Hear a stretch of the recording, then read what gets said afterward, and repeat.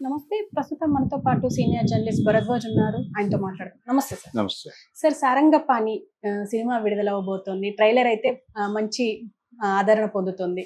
దీని గురించి మీరేం చెప్తారు సార్? అంటే కామెడీ సినిమాలకు ప్రస్తుతం ఆదరణ ఉంది. అంటే ప్రాపర్గా ఉంటే కామెడీ సినిమాలు బాగానే చూస్తున్నారు జనాలు. అసలు థియేటర్ దగ్గరికి వెళ్ళటమే ఇబ్బందికరంగా ఉంది అనే పరిస్థితిలో ఉంది ఇప్పుడు ప్రపంచం. కానీ కామెడీ సినిమాలు సరదాగా వెళ్ళి నవ్వుకునే అవకాశం ఉంటే జనాలు వెళ్తున్నారు అనటానికి మ్యాడ్ సినిమాకు వచ్చినటువంటి కలెక్షన్స్ ఉదాహరణ. ఎంటర్టైన్మెంట్ కోరుకుని థియేటర్కి వెళ్ళి భంగపడి వెనక్కి వచ్చి చిరాకుపడి ఆ టాక్ ప్రభావంతో వెనక్కి వెళ్ళిపోయిన సినిమాలు కూడా చూసాం మనం. పర్టికులర్గా ఈ మధ్య వచ్చినటువంటి టిల్లు స్క్వేర్ అనేటువంటి సినిమా ఒక హైప్ క్రియేట్ చేసింది. ఆ హైప్ మీద వెళ్ళి భంగపడి జాక్ సినిమా నుంచి జనాలు బయటకు రావడం చూసాం మనం.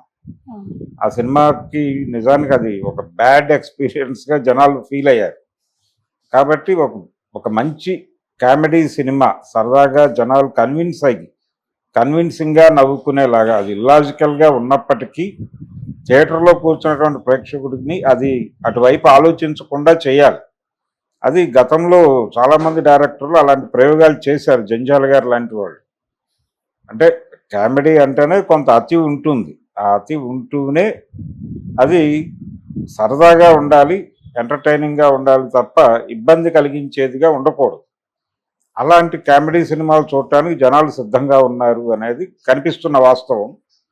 కాబట్టి ఇప్పుడు ఆ జానర్లో సినిమా చేసి ఒక హిట్ కొట్టాలనే ప్రయత్నంలో ఆయన ఉన్నాడు, మోహన్ ఇంద్రగంటి.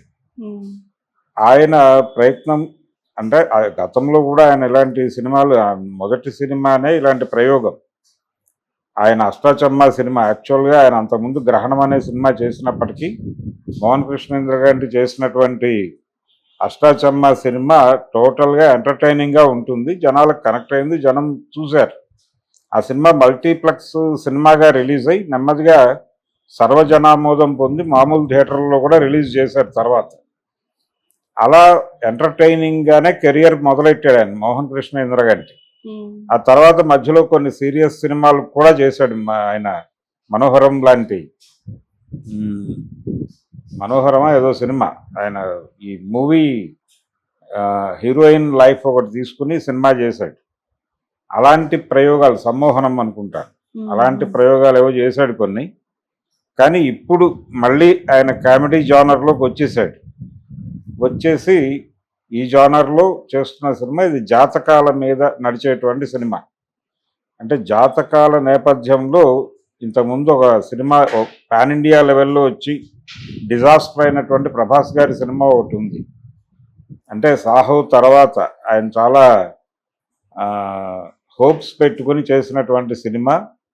అది జాతకాల నేపథ్యంలోనే వచ్చి దెబ్బతినటం మనకు తెలుసు. అందుకని అలాంటి క్రిటికల్ కండిషన్లోకి వెళ్లకుండా ఎంటర్టైనింగ్గా ఈ సినిమా నడుస్తుంది అనేటువంటి ఒక హోప్ అయితే ఆయన ట్రైలర్లో ఇచ్చాడు మోహన్ కృష్ణ. అదేంటంటే నిజానికి ఈవివి సత్యనారాయణ గారు కూడా తీశాడు ఇలాంటివి. అంటే ఒక బిలీఫ్ ఉంటుంది, ఒక మూఢనమ్మకం ఉన్నటువంటి హీరో ఆ మూఢనమ్మకాలతో తన కెరియర్ని రకరకాలుగా మలుపులు తిప్పుకుని ఎలా దెబ్బతింటాడు అనేది. ఈవెన్ లేడీస్ టైలర్ కథ కూడా అదే. లేడీస్ టైలర్ కూడా అతనికి ఉండేటువంటి ఒక మూఢనమ్మకం వలన ఎలా తన జీవితాన్ని నాశనం చేసుకుంటాడు, తన టాలెంట్ని వదిలేసి. నిజానికి అద్భుతమైన టాలెంట్ ఉంటుంది అతనికి. ఆ టాలెంట్ మీద నిలబడితే అతని జీవితం సక్సెస్ అవుతుంది. కానీ తన జీవితం సక్సెస్ కావడానికి ఒక మూఢనమ్మకాన్ని నమ్ముకుని వెళ్తాడు, వెళ్ళి దెబ్బతింటాడు. దాన్ని ఎంటర్టైనింగ్గా చెప్పాడు వంశీ, అప్పుడు కనెక్ట్ అయింది. ఇది కూడా అలాంటిదే. ఒక మూఢనమ్మకాన్ని అతను ఆ మూఢనమ్మకంతో ట్రావెల్ అవ్వటం వలన జీవితంలో ఎలా నష్టపోయాడు, తన టాలెంట్ని నమ్ముకుంటే ఎలా సక్సెస్ అవుతాడు అనే దాన్ని చూపిస్తూ ఎంటర్టైన్మెంట్ నడిపే ప్రయత్నం చేశాడు మోహన్ కృష్ణ అనేటువంటి అభిప్రాయం అయితే ట్రైలర్ కలిగించింది. ఈ లైన్లో సినిమా ఉంటే డెఫినెట్గా జనం చూస్తారు. ఈ మధ్యకాలంలో థియేటర్లకు జనాల్ని రప్పించడానికి విఎఫ్ఎక్స్లు ఆ హడావిడి ఈ హడావిడి ఏం చేస్తున్నారు, కానీ అవేవి అక్కర్లేదు. సినిమా ఎంటర్టైన్ చేయగలిగితే చాలు జనాల్ని. పోనీ ఎమోషనలైజ్ చేసినా చాలు, ఎంగేజ్ చేయగలిగినా చాలు, ఏది చేయగలిగినా జనం సినిమా చూస్తున్నారు. థియేటర్కి వచ్చి థియేటర్కి రావట్లేదు అంటే సినిమాలో కూడా లోపం ఉందని అర్థం చేసుకోవాలి. అంటే కంటెంట్ పర్వాలేదు, సరదాగా కాసేపు కూర్చోవచ్చు అనే అభిప్రాయం వస్తే జనాలు కదులుతున్నారు. లేదు, ఏం లేదు, ఏదో ఉంది సినిమా అంటే అప్పుడు థియేటర్కి వెళ్ళటం మానేసి ఎక్కడో చోట డౌన్లోడ్ చేసుకుని చూసే ప్రయత్నం చేస్తున్నారు. అందుకని ఎంటర్టైన్మెంట్ అనేది కొంచెం రీజనబుల్ ఎంటర్టైన్మెంట్ కనుక ఉంటే, మినిమం గ్యారంటీ ఉంది కాబట్టి కొంచెం రీజనబుల్గా జనాలను ఇబ్బంది పెట్టనేటువంటి ఎంటర్టైన్మెంట్తో నడిపేటువంటి సత్తా అయితే అతనికి ఉంది.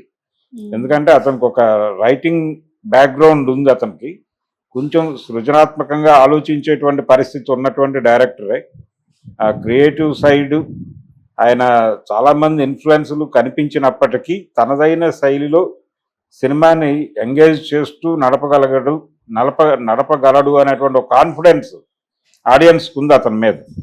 దాన్ని నిలబెట్టుకునే ప్రయత్నం చేస్తే ఆ హీరోకి, అంటే ఈ మధ్య కోర్టు అనే సినిమాతో ఒక హిట్ కొట్టున్నాడు అతను.